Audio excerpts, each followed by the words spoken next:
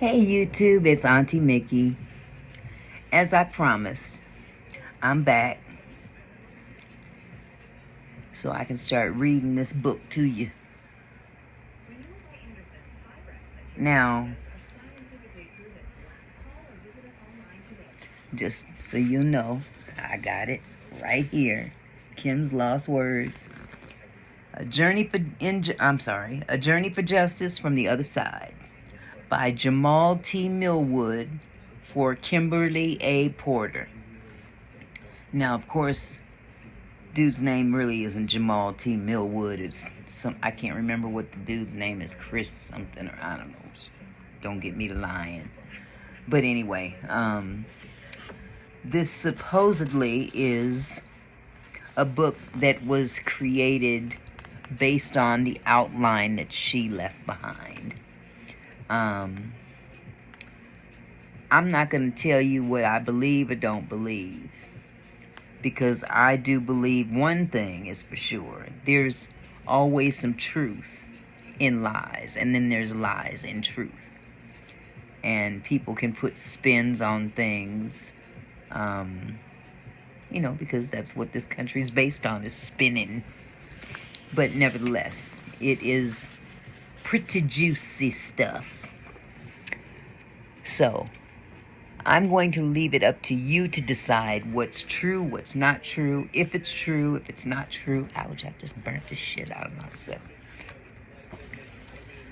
Starting from, of course, page 1 is the disclaimer. One of Kim Porter's final wishes was for this memoir/diary to be made public.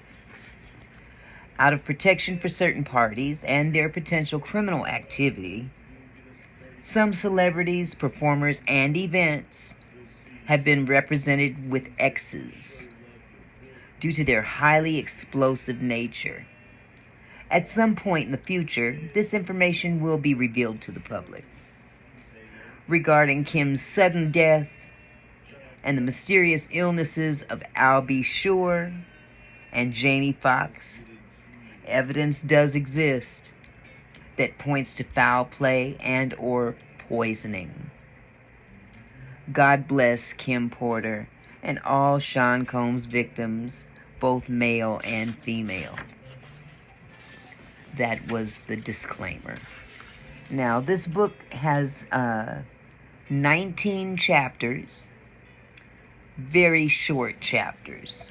As a matter of fact, this book is a total of 58 and a half pages, actually. So it doesn't take long to read, okay? Pardon me while I get comfortable in this massage chair. So I'm going to start with chapter 1.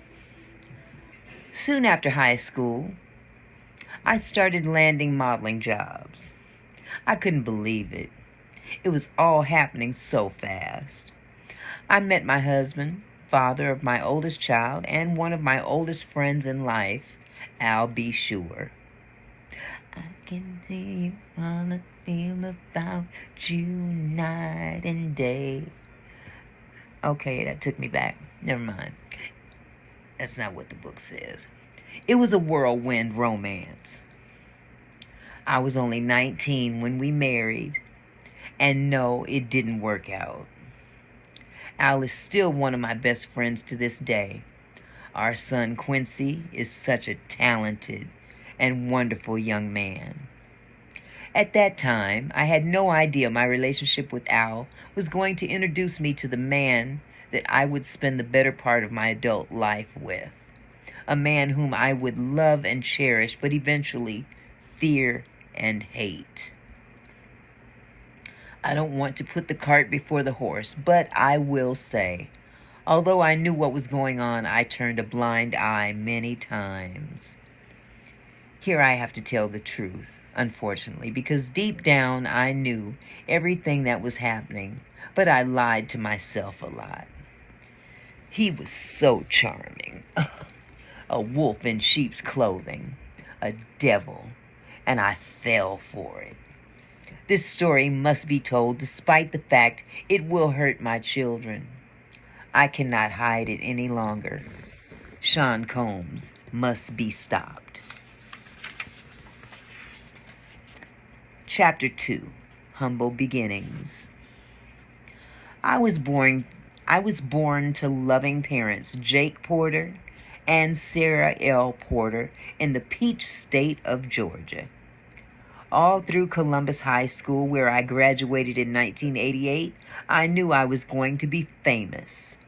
In the 10th grade, one of my best friends, Tina, said to me, "You won't make it here in Georgia."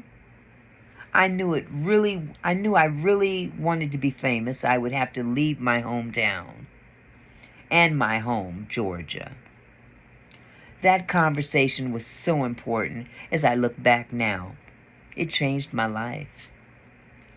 I met Al while I was working in the industry.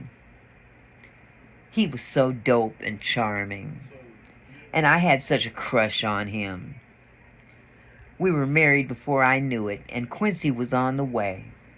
But I was young, and it just felt like it wasn't gonna last. It was a little heated between us after we separated, but we got past that quickly. He's just a super dope guy and an amazing father. Though we separated, we are forever bonded through Quincy. Thank you, Al. I will always love you. When I met Sean, ugh, that tasted bad. Let me say that again.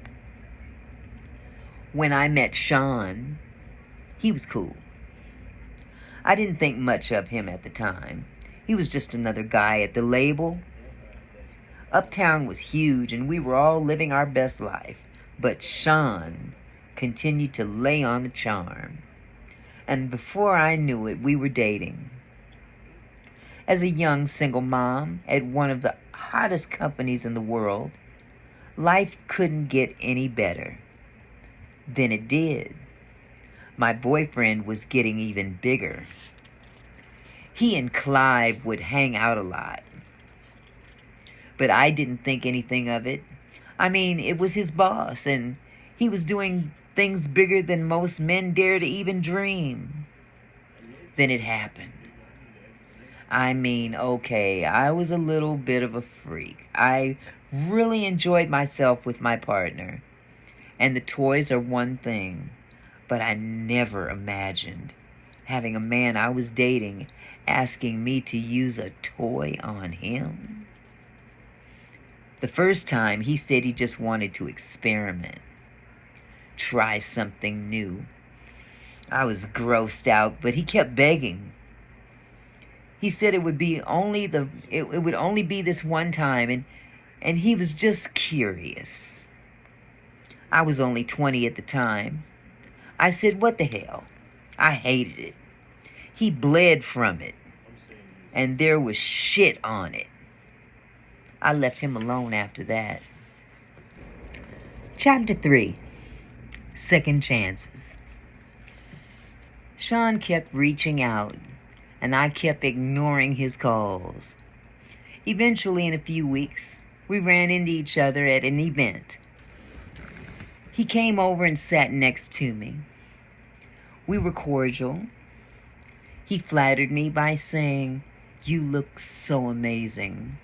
I replied with a simple, "Thanks, Sean." I tried to get up to leave, but he pulled my arm. As I turned to him, he looked deep into my eyes and said, "Look, what happened between us was weird, but I really care about you. Can we..." He paused, and I tried to use this as an attempt to escape. I pulled my hand back and said, "Sorry, Sean, I have to go." "Please, I think I'm falling in love with you. Can we talk?" My breath was taken away. Did he say he loved me? It was so fast. I wasn't aware of this as his manipulation tactic. Not yet. God, I was so young and so naive. He continued, "Let's just have dinner." And I fell for it. 2 days later, we went out for drinks at a lounge in Lower Manhattan. The place was nice. Sean was really coming up and pulling out all the stops to impress me. He pulled the chair out for me to sit. Back then, he was always a gentleman. He smiled and said, "Look," as he sat across from me, "I hated it and I never want to do it again. Give me another chance." Over coffee the next morning, I decided to give him another chance. For the next year and a half, things seemed pretty normal. It was fun. Things were going great, and we were living the dream that I dreamt about throughout my youth. Sean and Clive were working on Bad Boy, and he had his first couple of artists. He picked up Craig Mack, then some rapper from the West Coast called Notorious B1, to help Chris develop. He was collaborating with the biggest names in hip-hop to make it happen. Things could not be more amazing. Then he asked me to do it again. It was insane. Sean said, "Baby, I can't stop thinking about it." "What the hell are you talking about?" I responded. Sean continued, "I just can't stop thinking about that night. It was amazing. Can you screw me one more time, please?" I became infuriated. "Why don't you go to Clive? He's the one screwing you, isn't he?" Then Sean hit me.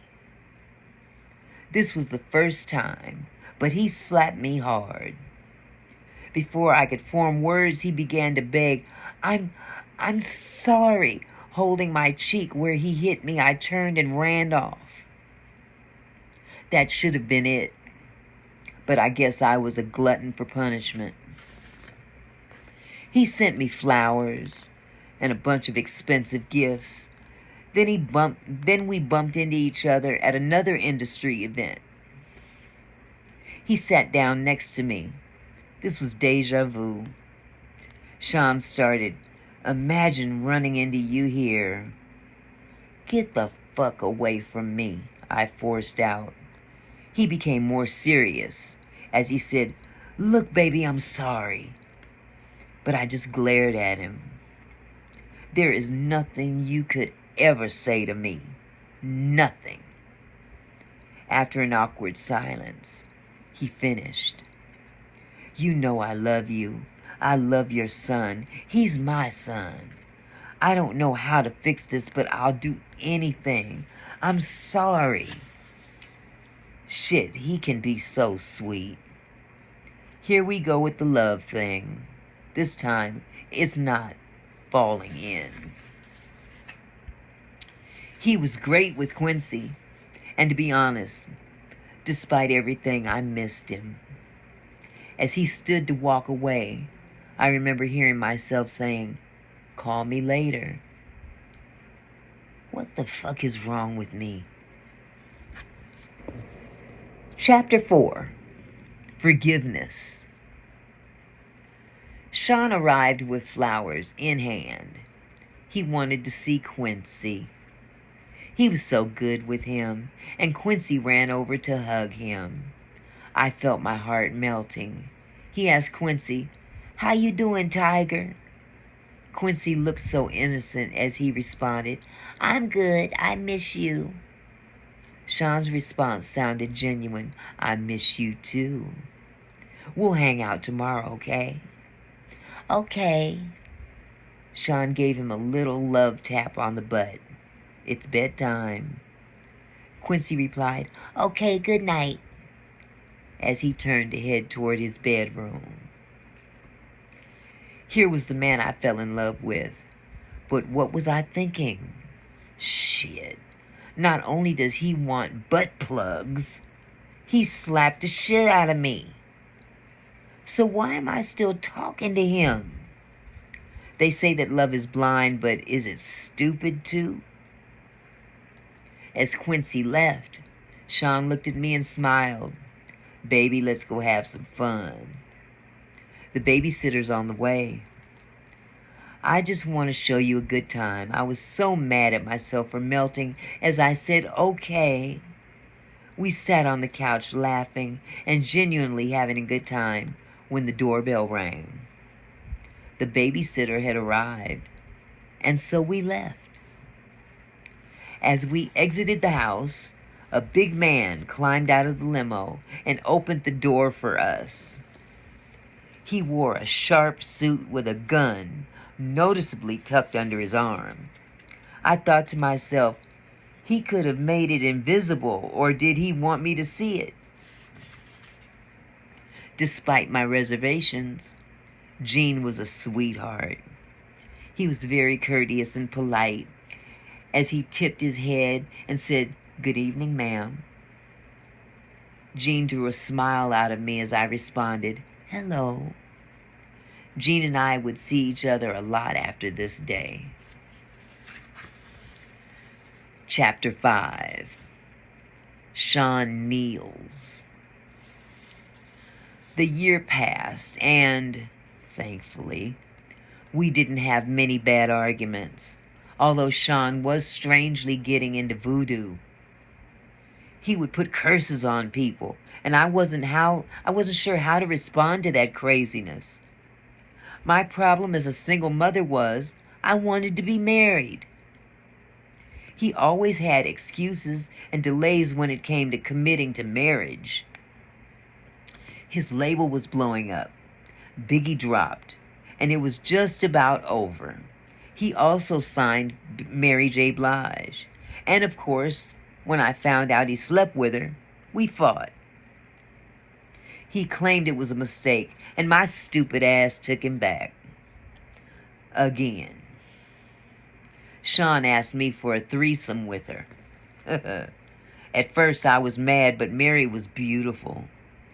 It was our first threesome, and I loved it. Mary was sexy. I would not be doing this a lot, but it was so hot.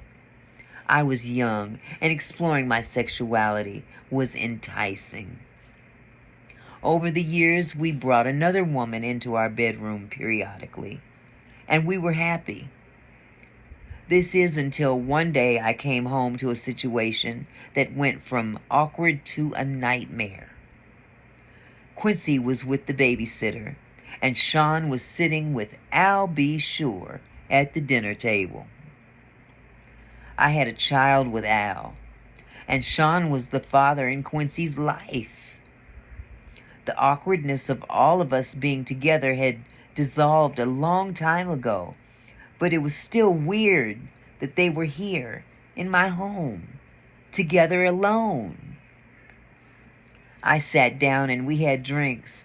It was fun. The conversation was cool, until it wasn't. Al was a little loose after a couple of drinks. I remember him saying, "It's still weird seeing you with my friend, but you're happy, so I'm happy for you guys." Sean responded, "Thanks, man. Me and you, we've shared so much." Al replied coolly, "Word."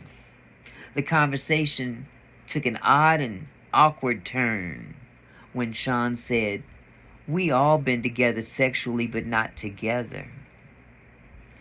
I was shocked for a moment as quietness lingered in the room. I asked, "What do you mean by all together?" Al shifted uncomfortably, but Sean didn't hesitate. "You know how we sometimes invite other people into our bed?" I couldn't believe it. "Oh, hell no, Sean. This is my son's father." "Al, say something." What Al said was mind-boggling. "I don't know. It could be kinda hot. I miss you in that way."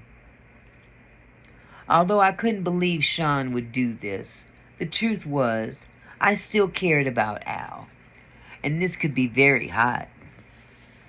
I just didn't want it messing up my relationship.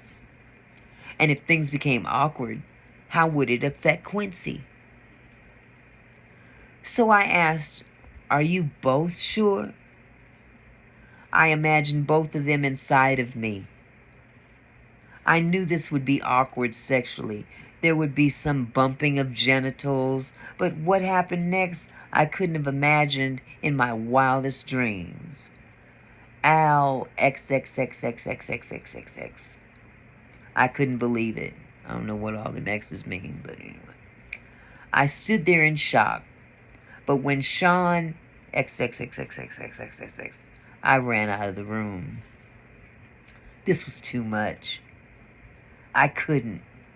Sean called out to me, "Oh, come on, Kimmy." They didn't chase after me. They XXXXXXXXX'd. I wonder what all them X's mean. Okay. I couldn't get the image out of my mind. I couldn't be with Sean for a while. But that wouldn't be the last time I saw Sean in a compromising position. Not by a long shot. One day I found the vault where he kept all of his encounters with men. Yes, he kept a record of it. But that's for later. Chapter 6. Pac. Biggie took over East Coast hip-hop, and Sean was the brilliant mind that orchestrated it.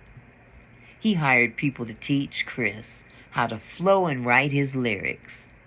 He hired the best producers to do the beats, although he took credit for them. And the music was unstoppable. At this point, Sean was sleeping with all the power players, and everyone that wanted to do music, wanted to be a bad boy. Sean wheeled and dealed in a way that would have been unthinkable to many. He slept with the guys that really controlled the music to stay on top. A lot of the names average people have never heard of. These are the guys that make the decisions on who is winning and who is not. He hosted parties that were just a fancy name for orgies, and everyone wanted in. When I met Tupac, Sean and I had an open relationship, and yes, I slept with Pac. Shit, he was sexy. Sean didn't mind. Well, not until he tried to get Pac to join both of us. Pac was not good with that. This is where the relationship between them became strained. Tupac wasn't going to accept Sean's advances. Pac wasn't gay, and he was pissed about the advances. We were all in Sean's house. I was drinking, they were smoking, and everyone was just relaxing. Sean came in on what I am sure he would have called a smooth approach. "My baby is bad, isn't she?" Pac threw me a sly smile. "Hell yeah." I felt myself blush. Sean was now in full swing. "You think you hit it better than me?" I couldn't believe he disrespected me that way. I was not playing with my response, Sean. "What the fuck?" Pac came to my defense. "Damn, bro, you ain't gonna do the sister that way?" Tupac appeared upset behind Sean's words, but Sean went in for the kill regardless. "I think my dick's bigger than yours. I bet I can make her come faster than you." "What's up?" Pac was appalled. "What the fuck are you talking about, nigga? I ain't trying to run no fucking train." Sean continued. "What you scared of? Let's see who fucks better. Let her be the judge." Yes, at this point, we had been inviting others into our bed for a while, but but I am not used to and will not stand for disrespect. I wasn't the only one upset. Pac shouted, "Nigga, you talking about pulling your fucking dick out?" Sean was undaunted. "What, you scared?" Tupac simply left. Things were contentious since then. The two could not be seen in the same room. Pac avoided me as much as he did Sean. When they did bump into each other, the tension was palpable. It felt like blows could be thrown at any moment. Months passed with only the tension between them. It was uncomfortable, but nothing life or death. Then one day, while we were at the studio, it happened. I walked into Sean's office and he was having the conversation. Sean sat across from Jimmy Henchman. "Pac don't leave that fucking studio alive. I don't think I was supposed to hear it." I continued as if I didn't. "Hey, Sean." "Good morning, Jimmy." They didn't seem to think I heard anything. "I'm ordering breakfast."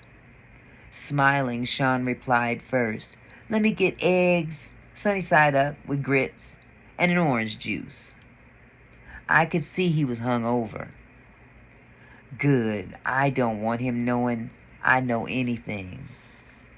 If he had just put a big hit on Pac, wait a minute, back up. If he just put a hit on Pac, knowing something could be dangerous, Jimmy, apparently not hungry, said, "Nothing for me." Let me say that again. I could see he was hungover. Good. I don't want him knowing I know anything. If he just put a hit on Pac, knowing something could be dangerous. Jimmy, apparently not hungry, said, "Nothing for me." As he stood to exit the room, he said to Sean, "Let's make that happen." Then nodded to me and said, "Kim, always a pleasure." With a wink to me and a nod to Sean, he turned and walked out. Jimmy was part of our intimate circle. I went on as if nothing had happened. "I'll make the call now." I smiled as I left, hoping I wasn't white as a sheet. I wasn't in the studio the night Pac survived being shot, thank God. From what I understand, Sean and Chris saw Pac at the studio after he'd been shot and did nothing. The way God works, after being shot, Pac made it to the elevator and tried to escape. But it stopped at the floor Sean and Chris were on. When the doors opened, they saw him lying on the elevator floor, riddled with bullets. The fact that they didn't call an ambulance, although they saw Pac laying there swimming in a pool of his own blood, would be all the evidence Pac ever needed. He, of course, assumed they placed the hit, and Tupac is a soldier. This is not something that will be unanswered. Tupac didn't do well. He lost a testicle, but he survived. It was orchestrated, and Sean Puffy Combs was the orchestrator. So what I'm going to do is I'm going to cut this video off at this point. I will pick up at chapter 7. See you in a bit. Bye. Peace.